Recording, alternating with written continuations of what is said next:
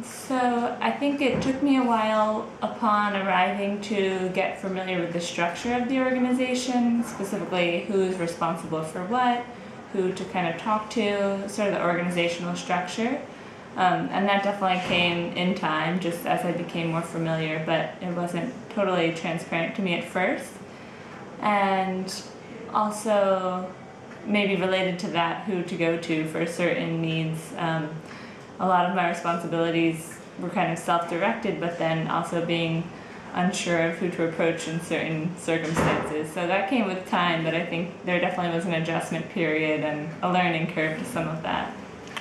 Okay, when you say the structure here, was it just who's the boss of who, or who you go for what, or what are some of the other challenges?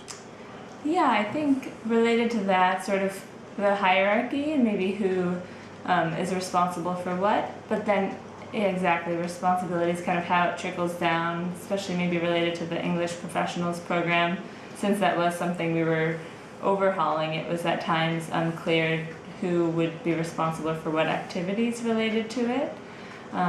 So certain things, delegation of responsibilities, but then even just my own getting familiar with the organization, who should I approach for certain requests or tasks and things. So how did you learn that? What were the processes? Did you just have to ask questions, or did you figure it out for yourself? Yeah, I think a combination of both. A lot of asking questions and being open to trial and error, but also just figuring it out in time. I think it's kind of natural with any organization and coming, but perhaps was made a bit more difficult with the language barrier, and also my role is pretty specific, so I think in some ways it was at times difficult to know who to approach for certain things. Got it. Now, were there any cultural barriers that jumped up that you weren't really expecting? Good question. One thing I've been really impressed by is the ethnic diversity here at Thabyay, and that's one thing I think has been one of the major impacts I've seen, is bringing together students from different ethnic backgrounds and also seeing how that translates to the staff.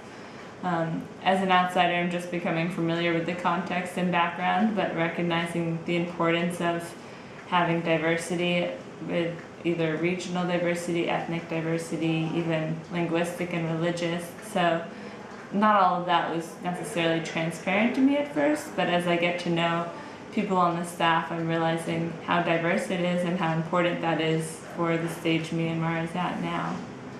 Now, how do you see that playing out in the stage? Is it, what are the benefits of diversity? What is it that it brings that is advantageous?